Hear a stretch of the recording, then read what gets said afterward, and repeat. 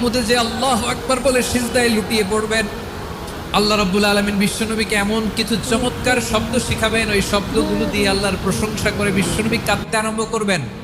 বিশ্বনবী এমন ভাবে অজর দ্বারায় সিজদায় লুটিয়ে পড়ে কাঁদবেন, রব্বুল আলামিনের রহমতের দরিয়ায় জোশ লেগে যাবে।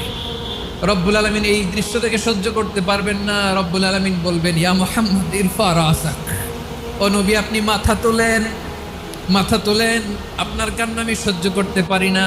নবী আপনি মাথা তোলেন, সাল তুতা, আজকে আপনি যা চাবেন তাই দেব। বিশ্বনবী এবার মাথা তুলবেন। যে বিভীষিকাময় সময়ে প্রত্যেক নবী বলেছেন আমি পারবো না, প্রত্যেক নবী বলেছেন নাফসি নাফসি, আমার কি হবে আমি জানি না, আল্লাহ আমারে বাঁচাও।